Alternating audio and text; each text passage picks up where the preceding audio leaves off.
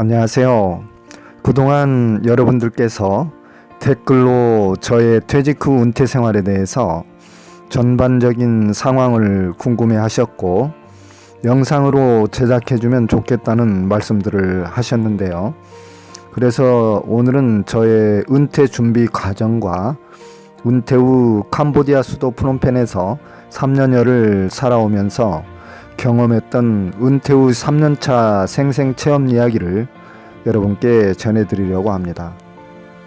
제가 지난 3년여 동안 동남아와 캄보디아를 여행하면서 촬영한 사진과 영상을 감상하시면서 함께 시청해 주시면 감사하겠습니다. 제가 현재 은퇴 후 생활을 잘하고 있는지 또는 못하고 있는지 제 스스로 정확히 잘 알 수는 없지만 현재까지는 건강한 모습으로 큰 불만 없이 나름대로 보람되고 행복하다고 느끼고 있기 때문에 저의 회의 은퇴 생활이 행여 여러분에게 작은 참고라도 되셨으면 하는 마음입니다. 우선 제 은퇴 생활 전반에 대한 이야기를 해드리자면 제가 해외로 나오게 된 배경과 제 지난 과거의 삶을 부득이 말씀드릴 수밖에 없을 텐데요. 지금부터 하는 이야기는 제 자랑을 털어놓고자 하는 이야기는 아니기 때문에 여러분들께서 오해나 편견을 갖지 마시고 들어주시면 감사하겠습니다. 저는 한국에서 공직생활 등 직장생활을 30여 년 이상 하고 퇴직을 했으며 아내는 현재 정년 기간이 좀 남아있는 관계로 직장생활을 하고 있으며 자녀는 안정된 직장생활을 하면서 결혼을 시켰습니다. 그래서 저 같은 경우는 경제적으로 가족을 특별히 부양해야 하는 상황에서 벗어났기 때문에 조금 홀가분한 상황이 되어서 은퇴 생활을 해외로 나와서 할 수 있게 된 것 같습니다. 우선 제가 해외로 나오게 된 배경과 은퇴 생활 준비는 어떻게 했는지 먼저 이야기를 좀 드려보도록 하겠습니다. 해외로 은퇴 생활지를 선택하게 된 이유는 여행을 저는 매우 좋아하기 때문에 그동안 웬만한 국내 여행지는 안 가본 곳이 없고 물론 해외여행도 많이 했습니다마는 그래서 제 인생 후반기의 생활은 낯선 해외 환경에서 여행을 하고 또 이국 사람들과 새로운 호기심을 가지며 그렇게 살아보고 싶다는 생각을 평소에 많이 했습니다. 그렇게 결심을 굳히고 퇴직 전에 부지런히 인터넷 서핑 등을 통해서 해외 은퇴 생활지로 어디가 좋을까 하고 각 나라별로 은퇴 이민 조건 등 많은 자료 등을 검색을 해서 태국의 치앙마이가 좋겠다는 그런 결론을 내렸고요. 그래서 퇴직을 한 후에는 해외 현지를 나라별 도시별로 태국, 베트남, 캄보디아, 라오스, 말레이시아 등 동남아를 석 달 정도 사전 답사 형식으로 이 도시 저 도시를 찾아다니면서 적게는 일주일에서 보름 정도 각각 머물며 각 나라와 도시별 특성을 살피며 여행을 했습니다.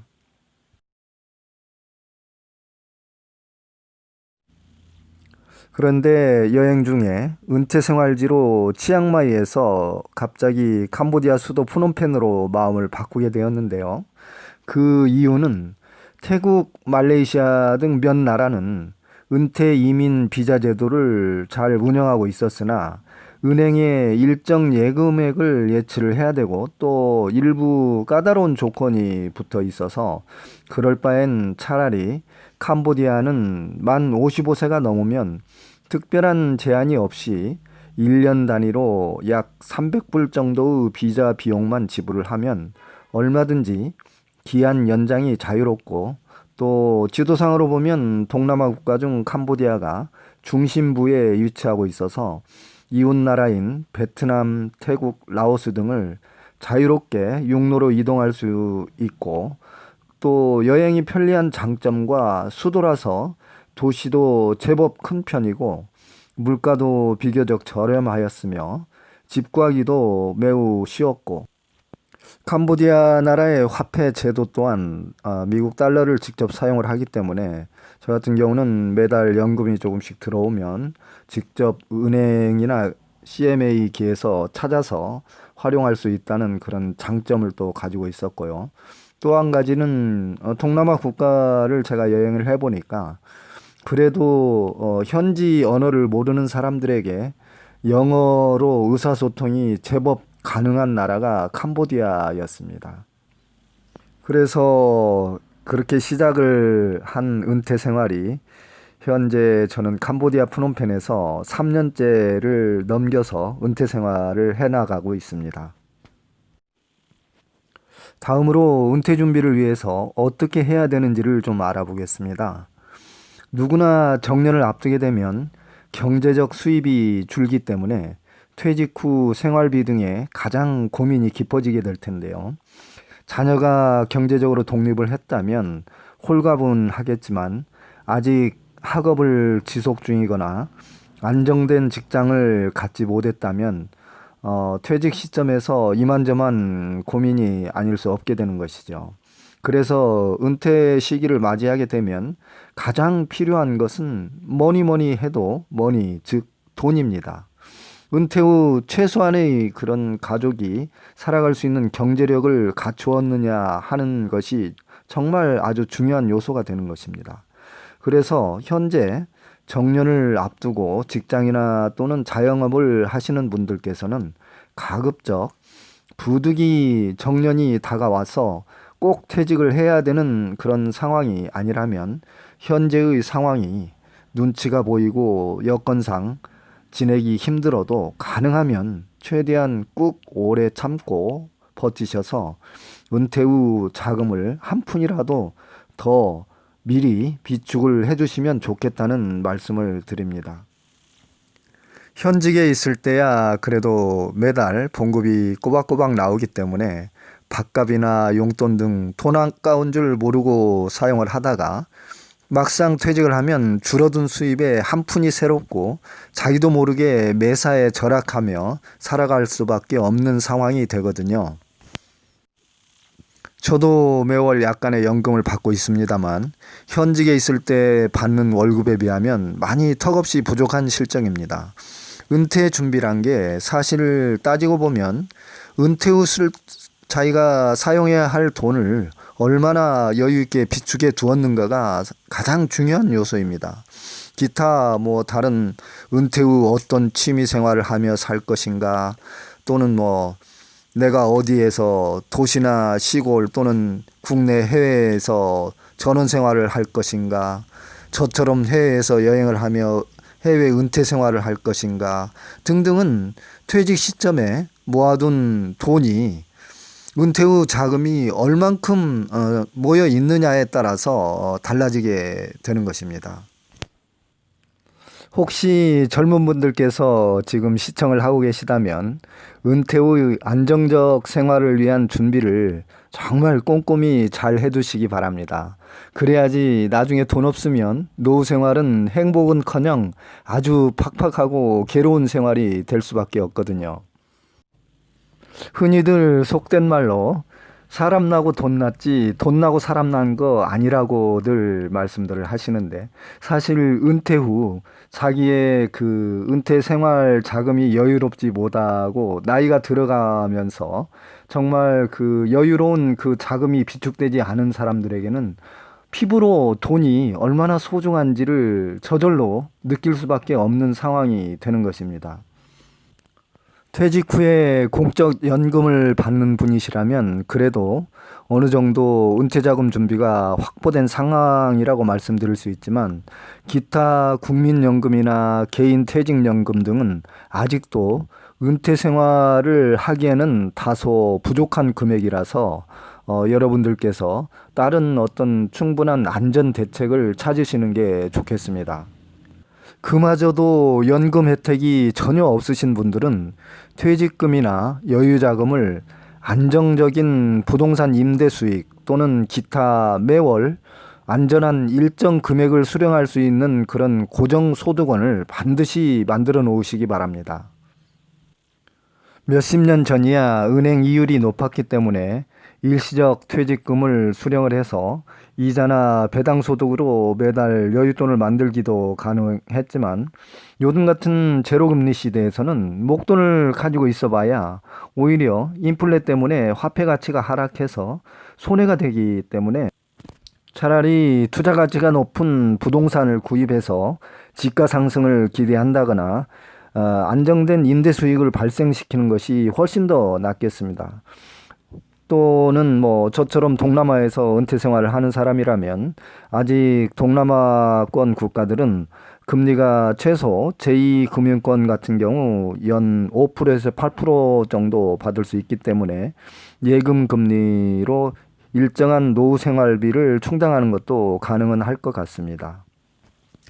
행여 노파심에 여러분들께 한 말씀 드립니다만 퇴직 자금으로 주식 투자를 해서 매월 조금씩 벌어서 써야 되겠다는 생각을 가지신 분들은 추워도 그런 생각을 갖지 마시기 바랍니다. 그것은 망하는 지름길이고 실패 시 자신의 노후가 매우 초라해질 수밖에 없어요. 또 퇴직 후 새로운 사업 구상도 정말 안전한 사업이 아니라면 차라리 귀를 닫고 거들떠보지 않는 것이 좋겠습니다.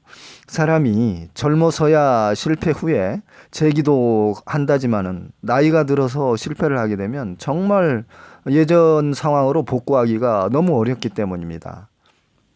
따라서 결론적으로는 그동안 자기가 모아둔 돈이 충분하다거나 아니면 본인이 연금을 받고 있거나 고정적으로 부동산 임대소득 등이 창출이 된다면 그런 분들이야 뭐 특별하게 노후 생활을 염려하실 필요가 없겠지만 그렇지 않은 분들께서는 정말 반드시 유념하셔야 될 것이 매달 조금씩이라도 고정적으로 안정적인 수입이 발생될 수 있는 그런 소득원을 반드시 마련해 두어야 노후 생활이 그래도 조금은 경제적으로 압박받지 않는 편안한 생활이 된다는 것을 염두에 두시고 은퇴 준비를 잘 하시기 바랍니다.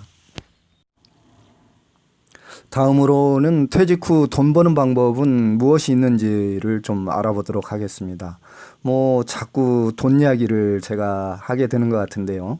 사실 사람이 평상시에는 모르다가 막상 자기가 어떤 환경에 닥치면 그럴 때는 또 어쩔 수 없이 또 자기가 부딪혀 봐야 그것이 아쉬운 것을 느끼게 되거든요. 예를 들자면 혹시 자녀 중에 뭐 따님을 둔 사람이 있는지 모르겠는데 딸들이 결혼 전에는 무엇을 사주겠다고 아니면 데리고 어디 맛있는 거를 좀 사주겠다거나 가자고 해도 안 가는 경우가 많거든요. 그런데 막상 딸들이 결혼을 하고 나서는 처가집에 오게 되면 뭐 챙겨주기 전에 오히려 뭘 사달라고 하거나 하나라도 더 챙겨가려고 하는 그런 모습들과 비슷한 그런 상황이 되겠습니다. 그래서 우리 퇴직을 앞두고 있는 사람이나 현재 퇴직 생활을 하고 계시는 분들께서도 다 같이 공통적으로 느끼는 그런 감정이지만 사람은 평상시에 모르고 지내다가 자기가 막상 어려운 상황에 닥치게 되면 정말 다급해지는 것이 아마 인간의 그런 본연의 심리가 아닐까 그렇게 생각을 합니다. 일단 퇴직을 하게 되면 나이가 젊은 것도 아니고 새로운 일자리를 구한다는 것이 결코 만만치 않기 때문에 설사 또 일자리를 찾는다 하더라도 턱없이 현직에 있을 때보다는 적은 보수를 받게 됩니다.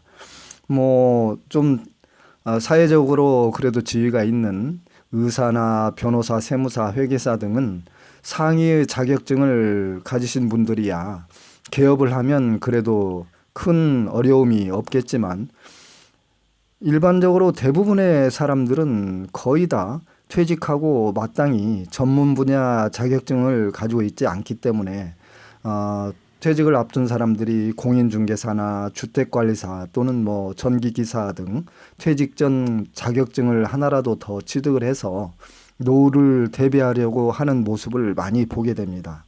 할 수만 있다면 여러분들도 퇴직 전에 부지런히 준비를 하셔서 자격증 등을 취득을 해서 부동산 중개업 또는 뭐 아파트 주택관리소장을 해보시기 바라며, 그도 아니라면 뭐 경비원이나 영업사원 또는 알바를 해보셔도 뭐 그게 남한테 흉이 될 것이 아니지 않습니까?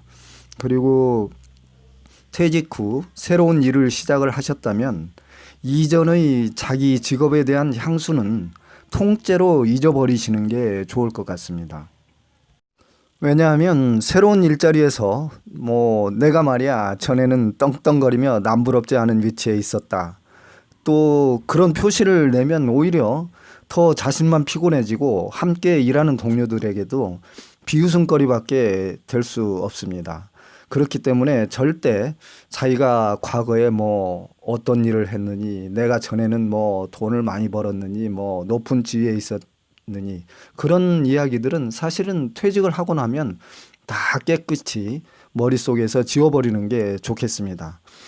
은퇴 생활 자금이 부족하다면 뭐라도 일자리를 찾는 것이 좋고, 또 생활에 활력을 찾기 위해서라도 건강할 때 일을 조금 더 하는 것도 매우 바람직할 것 같다는 생각을 했습니다.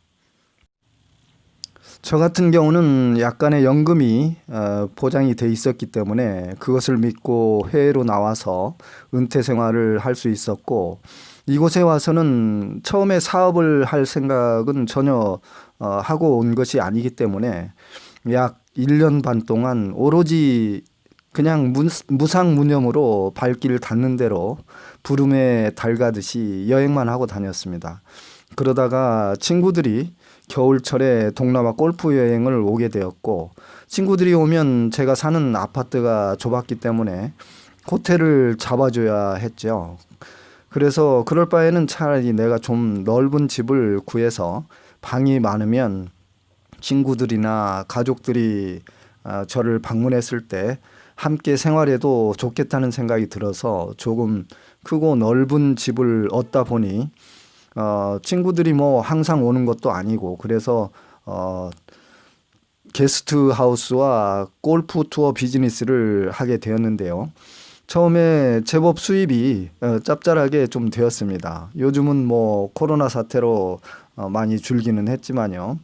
또 요즘은 시간적 여유도 저한테 많기 때문에, 그래서 제 여행기 등을 영상으로 제작을 하면서 취미로 유튜브 활동도 아주 열심히 하고 있습니다. 유튜브 영상 제작은 뭐 취미로 시작을 했지만 유튜브도 잘만 되면 수익도 창출할 수 있다고 하기 때문에 은퇴 생활을 하는 데 있어서 시간적 여유가 많으신 분들은 한번 도전해 보는 것도 상당히 좋을 것 같습니다. 꼭 유튜브를 해서 어떤 뭐 목돈을 번다는 그런 목적보다는 내가 좋아서 하는 일이기 때문에 재미도 있고 새로운 분야를 배워간다는 것이 생활의 아주 좋은 활력소가 되는 것 같습니다. 따라서 여러분들도 은퇴 후에 내가 지금 상황 여건 속에서, 주어진 여건 속에서 내가 가진 장점과 가장 잘할 수 있는 그런 분야를 찾아서 새로운 일에 도전해 보는 것도 참 좋을 것 같고요. 따라서 퇴직 후에 60, 70대까지는 건강하다면 얼마든지 더 일할 수 있기 때문에 일과 은퇴 생활을 함께 병행하는 것도 좋을 것 같고요. 다음으로 은퇴 생활이 즐겁고 보람되며 행복한 생활이 되기 위해서는 어떻게 하는 것이 좋은지 좀 이야기를 해보도록 하겠습니다. 은퇴 후 생활은 각 사람마다 각자의 성향과 추구하는 목적이 다르기 때문에 꼭 어떻게 살아가는 것이 옳다 그르다고 말할 수 있는 정해진 규정이 없습니다. 그래서 제 경우를 위주로 좀 말씀을 드려보겠는데요. 은퇴 후의 삶은 제2의 인생을 새롭게 출발하는 것이기 때문에 은퇴 시점에서 저는 제 자신의 지난 날들을 다 내려놓고 텅 빈 상태에서 다시 무에서 유를 창조하듯이 아무런 상념이 없이 오로지 여행을 하면서 지난 날을 좀 반추해보고, 또 앞으로 제 삶을 어떻게 살아가야 하는지 구상하는 그런 명상의 시간을 가져보기로 했습니다. 현직에 있을 때 쉼없이 달려온 육체와 마음의 휴식과 힐링을 재충전하는 기회로 삼기 위해서 정말 여러분들도 은퇴를 하고 잠시 짬이 나면 얼마 동안이라도 자신을 좀 뒤돌아보면서 재충전하는 시간을 가지고 새롭게 제2의 인생을 출발하는 것이 좋겠다는 생각을 했습니다. 그래서 인생의 후반기는 과거에 잘못된 자신의 습관이나 삶의 방식이 있었다면 이제는 과거의 전철을 다시 밟지 않도록 마음의 여유를 가지고 개선하려고 노력도 해보고, 과거에 직장 다닐 때처럼 아둥바둥 치열한 경쟁의 굴레에서 좀 벗어났기 때문에 세상을 보는 시각도 조금 여유롭게 느림의 미학을 실천하면서 긍정적인 사고로 전환하는 삶의 자세가 매우 중요하다고 생각합니다. 그동안 직장에서 얽매여서 자기가 평소 하고 싶었던 일을 할 수 없었기 때문에 누구에게도 이제는 퇴직 후에 간섭을 좀 받지 않고, 또 시간과 공간의 제약에서도 구속됨 없이 자기가 좋아하고 하고 싶었던 여행과 시를 쓰고, 또 저 같은 경우 이제 사진을 찍고 음악 들으며 살기 위해서 캄보디아에 와서 온 지 일주일 만에 오토바이를 구입을 해서 그야말로 바람에 구름 가듯 마음껏 여행도 즐기고, 또 저도 뭐 별로 가진 것이 없지만은 캄보디아 시골을 여행을 하면서 내 주머니 용돈 조금 아껴서 형편이 어려운 사람들을 만나면 조금씩 손 내밀면서 도움도 주고, 그런 생활도 자기 인생에서 상당히 보람을 가질 수 있는 일인 것 같습니다. 여러분들도 자기가 꿈꿔왔던 하고 싶은 일들을 은퇴 후에는 마음껏 펼쳐보십시오. 그것이 바로 행복이고 삶의 진정한 가치가 아니겠습니까? 요즘 퇴직할 나이가 되면 아직 50대 중후반이나 60대 초반일 테니까 웬만하면 다들 건강은 하실 테고요. 취미는 자기가 하고 싶은 것을 하는 것이 바로 취미 생활이 되는 것입니다. 다소 외람된 말씀인지 모르겠는데요. 저는 정말 제 나이를 잘 모릅니다. 설사 안다고 해도 잊은 지 오래거든요.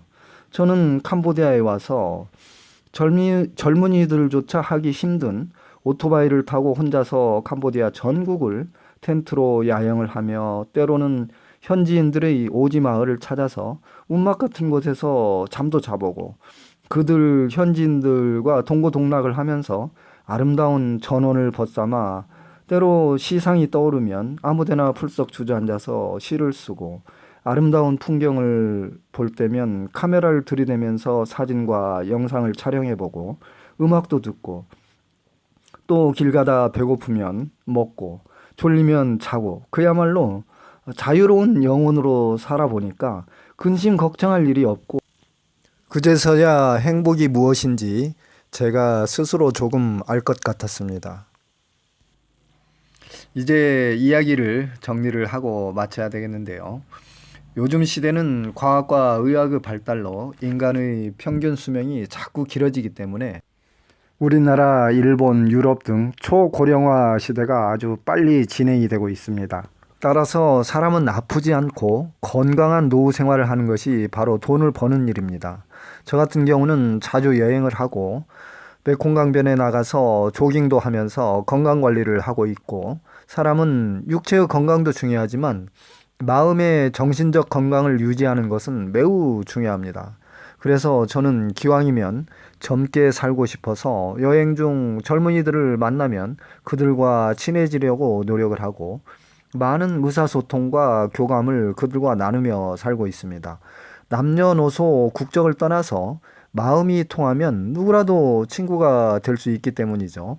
따라서 5, 60대에 은퇴를 하게 되면 아직도 살아갈 날이 많이 남아있기 때문에 많은 기간 동안 노후 생활 자금이 필요하게 되는 것이고, 또 나이가 들면 건강 문제가 조금씩 자꾸 악화되기 때문에 돈 들어갈 일이 더 많이 생기기도 합니다. 행복한 은퇴 생활이라는 것은 제 경우를 본다면 은퇴 전에 치열한 경쟁 속에 바삐 살아왔었기 때문에 은퇴 후 제2의 자기 인생은 좀 더 느긋한 마음의 여유를 갖고 자신이 그동안 바빠서 하고 싶은 일들을 못했기 때문에 이제는 은퇴 후에 자유로운 영혼으로 마음껏 자신의 그 마음을 펼쳐가면서 사는 것이 행복이 아닐까 그렇게 저는 이야기하고 싶습니다. 유엔에서 발표한 사람의 나이에 따른 평균 생애 주기를 보면 5, 60대는 노인층이 아니고 중년의 시기라고 합니다. 그렇기 때문에 5, 60대 은퇴 생활을 맞이한 우리는 중년의 시기인 것이죠. 나이는 그저 숫자에 불과한 것이기 때문에 내가 청년처럼 살아가면 청년인 것이고 청년도 노인처럼 살아가면 바로 노인이 되는 것 아니겠습니까? 우리 모두 은퇴 생활을 중년답게 아름답고 행복하게 살아갈 수 있도록 합시다. 요즘은 100세 시대라고 하지 않습니까? 뭐 자신의 얼굴에 주름살이 좀 늘었다고 머리에 흰 머리카락이 듬성듬성 피어났다고 해도 그까지 주름살과 흰 머리카락이 은퇴 생활을 불행하게 가로막는 장애물이 될 수는 없기 때문입니다.